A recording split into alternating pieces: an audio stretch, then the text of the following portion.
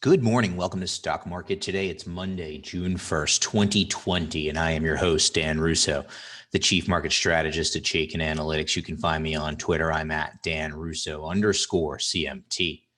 Stock Market Today brought to you today and every day by Chaikin Analytics. Head over to chaikinanalytics.com/today.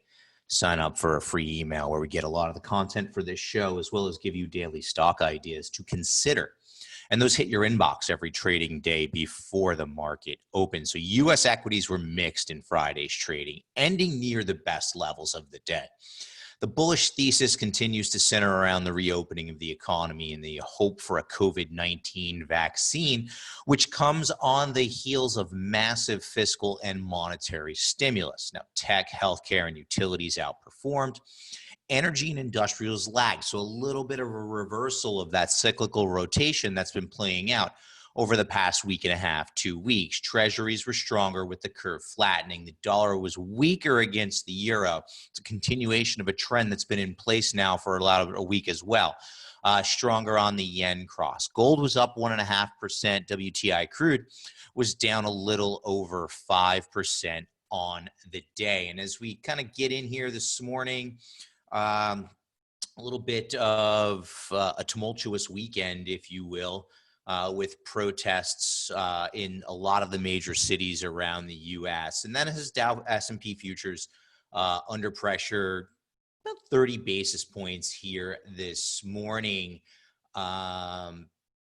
It's on the heels of, kind of one of the better monthly performances in May for the S&P. So sort of give a little bit back here in what is traditionally a weak month for the market as well. June, based on data on the S&P 500 going back to 1950, tends to be one of the weaker months of the year. Now, Asian markets were higher overnight, led by Hong Kong, which was up more than 3%.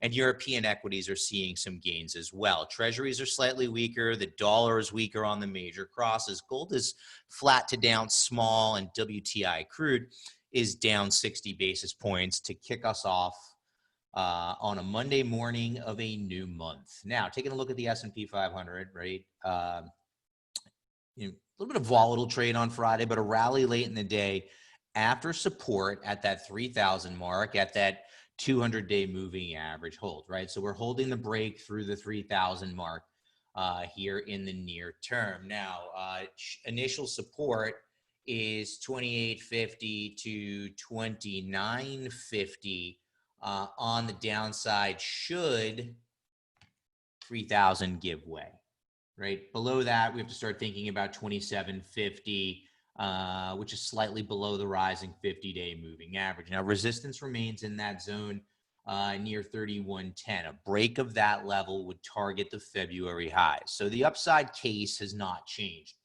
What's happening here is we actually have had opportunities to tighten up our downside support as moving averages have come into place, and as other key levels have been opened up, right? We can get to 28.50 because it's the bottom of this gap here. We get to 29.50 because it's the bottom of this gap here, right? So all of a sudden you create a support zone, which is higher than one of the support zones that we had been talking about previously. So we're moving support up, while resistance areas are roughly unchanged because they haven't been tested yet. In the near term, based on a 13-period CCI and a 3-day moving average of that CCI, we are overbought. Major markets are overbought. If I'm looking at the charts in Chaikin Analytics for the SPY, the IWM, they're overbought. Now, Chaikin money flow is flat to bullish here in the near term as we've been dancing with the zero line. So from a playbook perspective, not a ton has changed. I think that on any kind of pullback here, should one materialize, holding 28.50 to 2900 keeps this uptrend off of the March 23rd low intact, and that's important for the bulls. So what are we writing about today? SPY and IWM enter the new month in overbought conditions. Treasuries continue to consolidate, and we think an upside resolution is likely. Gold is trying the patience of the bulls during some range-bound trade. We'll take a look at that. Near-term weakness puts the dollar at key support. That's in our note. We're not going to touch on that one here today. And futures point to a slightly lower open this morning. So for the major indices from a power bar perspective, Dow was flat-ish on Friday, 3 to 10 bulls to bears there. S&P 500 adds a half of 1%, 89 to 119 bulls to bears. NASDAQ was an outperformer while the small caps underperformed. So there's, again, a little bit more of that reversal from the cyclical trade that we've been talking about. NASDAQ still with a bullish ratio, as are small caps when we think about their power bars. Now, bonds upticked, sending yields lower, and tech was your leading sector. And tech, from a power bar perspective, remained strong. 22 bulls to 9 bears there. So according to the Chaikin Power Bar, small cap stocks more bullish than large stocks. Major markets are mixed. And our stock of the day is actually the one that I highlighted in our note to clients that I wrote yesterday. Every now and then I write our big Sunday note. And yesterday I highlighted Activision Blizzard, ATVI, and you can see why, right? Bullish rating, strong trend, strong industry group. I gave you our checklist, which is a really interesting feature that we have at Chaikin Analytics because it frames up how we think about the world, right? And especially with stock selection. With the top 3 metrics being, what do you want to buy, right? What types of stocks do you want to buy, right? Bullish stocks leading the market and strong industry groups. Great. But from there, what about timing? When do you want to buy those strong stocks and leading industry groups that are bullish, right? Well, you want to buy them when they're oversold. And preferably when the overbought oversold indicator is oversold and beginning to round higher. You want to buy them when they're above their long-term trend line, such is the case. And you want to buy them when money flow persistency is strong, right? So that's the setup that we're looking for at the individual stock basis. Now, does that guarantee the stock is going to go up? No, you should always kind of be managing your risk and having a stop or risk management process in mind. But adhering to a setup like this, to me, increases the odds that you're going to outperform over time. So we're highlighting Activision Blizzard. Taking a look at our sector tracker now, movement of the major sectors over the last 5 days. Financials, top of the list, part of that cyclical rotation, as are industrials. And I guess I would call the REITs part of a reopening trade, if you will, right? Like a lot of the commercial real estate REITs and the mall REITs have gotten absolutely decimated, as you would expect, with nobody working and nobody shopping. I shouldn't say nobody working from their offices, right? Everybody's working from home. And what does that mean for the future of the office, right? Utilities, though, that's an interesting one to me because that one to me is speaking a little bit of defensive rotation. Materials, healthcare staples, middle of the road, and your kind of risk on, right? Alpha generating trades are lower, right? Discretionary tech and comms, along with energy, towards the bottom of the list. Now, I mean, lower on a relative basis. All sectors are higher, excuse me, over the last 5 days. Hitting our industry in focus, biotech services. This is a hot topic now. Everyone's talking about the biotechs here in the near term, right? And a lot of that's centered on, vaccines and for COVID, but no denying the fact that this trend looks interesting, right? Over the past 6 months, it's outperformed the S&P 500 by 13%, 50 to 9 bulls to bears, giving it a very strong power bar ratio. And it's currently ranked number 4 of 21 subsectors, having moved down 3 slots over the past week.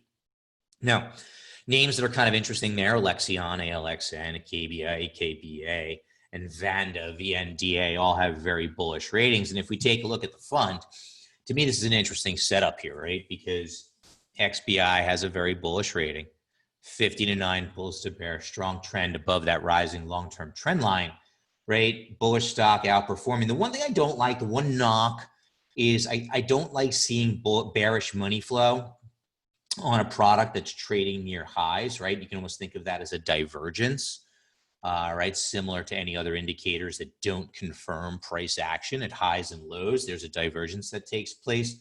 But the weight of the evidence is still with a bullish view on the biotechs, right? You can see the breakout through 100, right? Think of it as a breakout, a pullback that's held so far, moving towards an oversold condition. So to me, the weight of the evidence still supports being bullish here. But you got to be mindful, I think, of the potential, red flag. So as always, you manage your risk. Let's take a look at what's trending now. And I have to be honest, from a news perspective, company-specific news is starting to wane as earnings seasons wind down, right? So we're going to get back to being at the mercy of the macro, if you will. But one thing does pop out to me on the winner side of the board, thematically, without there being really much news. Regeneron had some news, right? They had some data on Friday, and they're hosting an oncology event virtually today, right? So that's Regeneron.